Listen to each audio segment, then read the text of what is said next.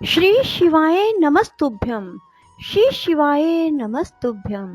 श्री शिवाय नमस्तुभ्यं। ओम नमः शिवाय। शुभम शुभम कुरु कुरु शिवाय नमः। ओम नमः शिवाय।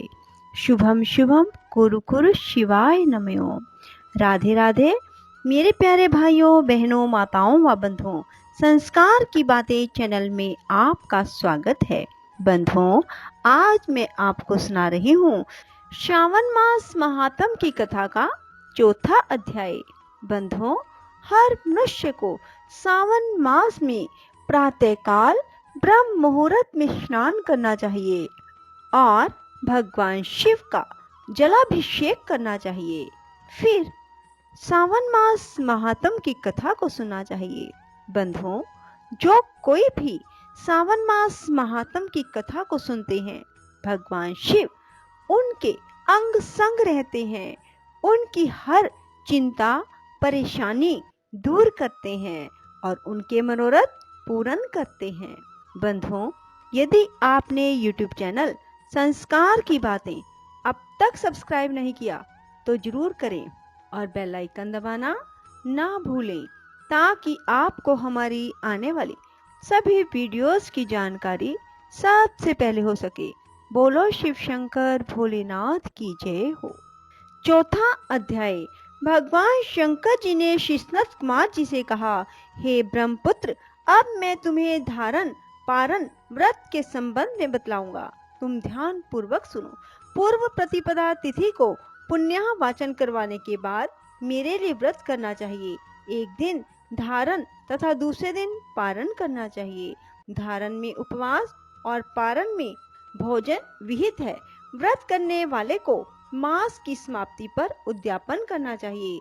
प्रथम श्रावण मास की समाप्ति में कीर्तन पुण्यवाचन कराकर हेवस आचार्य और ब्राह्मणों का वरण करना चाहिए। भगवान शंकर तथा भगवती पार्वती की सोने की प्रतिमा घट के ऊपर स्थापित करनी चाहिए और रात भर भक्ति द्वारा अर्चन करना चाहिए। रात को शिव महापुराण का श्रवण कीर्तन आदि करते हुए जागरण करना चाहिए। प्रातःकाल हवन करना चाहिए। त्र्यंबकम यजामहे इस मंत्र से तिलों और चावलों की आहुति देनी चाहिए। षड अक्षर ओम नमः शिवाय मंत्र से खीर की आहुति देनी चाहिए। फिर पूर्ण आहुति देकर शेष कार्य समाप्त करना चाहिए। ब्रह्म भोज करवाकर आचार्य का पूजन करना चाहिए। हे योगीश, इस प्रकार व्रत को करने से मनुष्य ब्रह्म हत्या आदि पापों से मुक्त हो जाता है। इसमें रत्ती भर भी संदेह की गुंजाइश नहीं है। अतएव श्रेष्ठ श्रावण मास का व्रत करना चाहिए। हे महाभाग, अब तुम श्रावण मास में उपवास की विधि सुनो।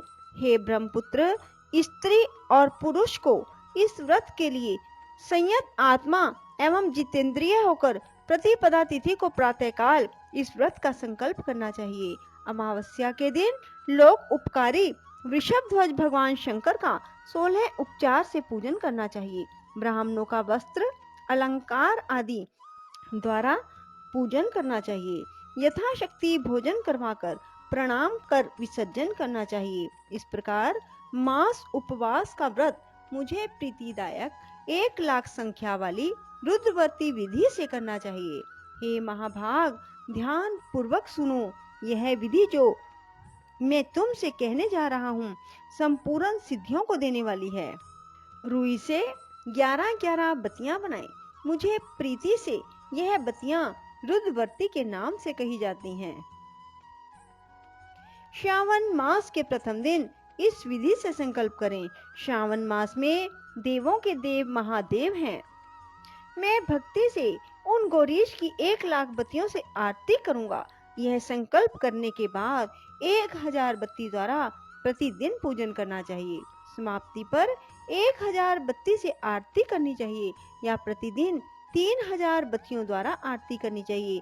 अंतिम दिन 13,000 बत्तियों द्वारा आरती करनी चाहिए या एक ही दिन में 1,00,000 रुद्रवर्ती को प्रज्वलित करना चाहिए। ये बत्तियां मुझे अत्यधिक प्रिय हैं। शुद्ध घी से सिंचित करना चाहिए। संसार के स्वामी भगवान शंकर जी का पूजन करके कथा सुननी चाहिए।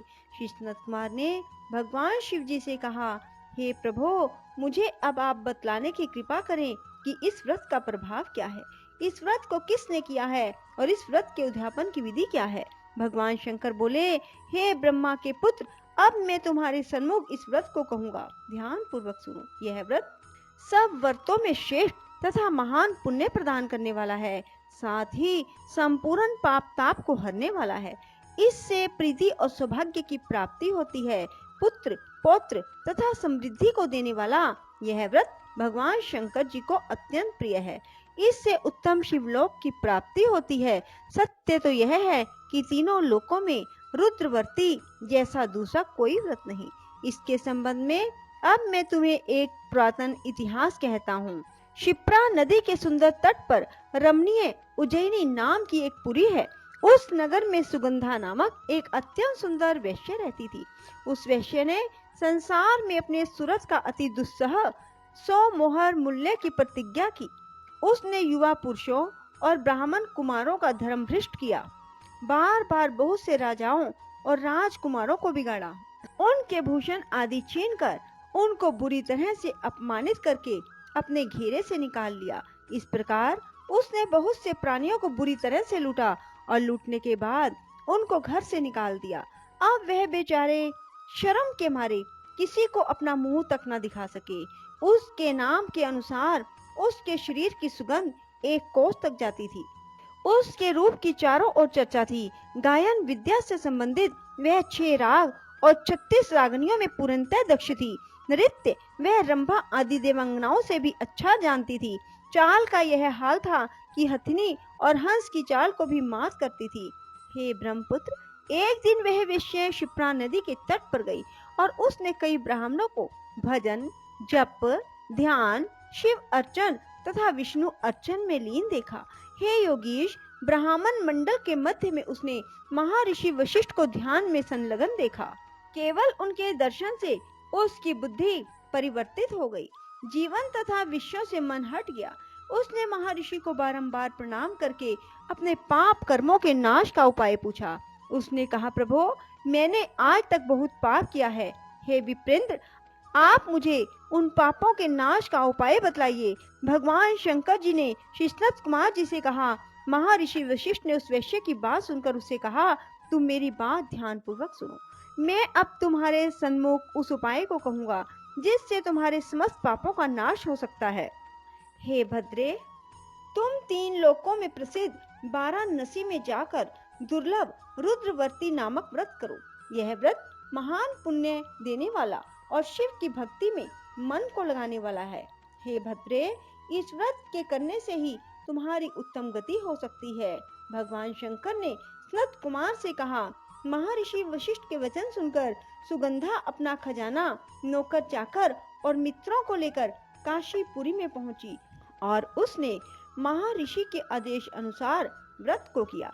बस फिर क्या था, वह विषय पंचभौतिक शरीर को त्याग कर भगवान शंकर के शरीर में लय हो गई।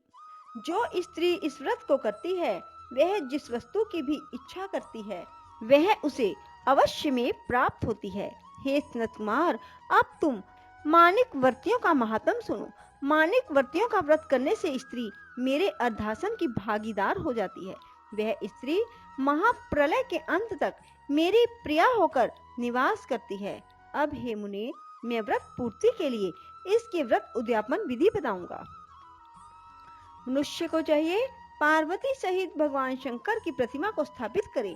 भगवान शंकर की प्रतिमा सोने की, नंदी की प्रतिमा चांदी की होनी चाहिए। जैसे पूजन करके रात्रि में जागना चाहिए। प्रातः काल नदी में स्नान करना चाहिए। भक्ति द्वारा आचार्य का वरण करना चाहिए। 11 ब्राह्मणों द्वारा घी, पायस, बिल्व हवन कराना चाहिए अथवा रुद्र सूक्त, रुद्र गायत्री या मूल मंत्र द्वारा हवन करना चाहिए। पूर्ण आहुति कर आचार्य आदि की पूजा करके 11 सपत्नीक श्रेष्ठ ब्राह्मणों को भोजन कराना चाहिए। इस प्रकार जो भी स्त्री व्रत करती है, वह संपूर्ण पापों से मुक्त हो जाती है। यथा विधि कथा सुनकर स्थापित सामग्री, घट, प्रतिमा आदि आचार्य को समर्पित करनी चाहिए। जो ऐसा करता है, उसे 1000 अश्वमेध यज्ञ का फल प्राप्त होता है। बोलो शिव शंकर भोलेनाथ की जय। राधे राधे। जय श्री कृष्णा। बंधुओं, यदि आपको ये कथा पसंद आए तो आप कमेंट बॉक्स में हर हर महादेव लिखना बिल्कुल ना भूलना। बोलो शिव शंकर भोलेनाथ की जय हो।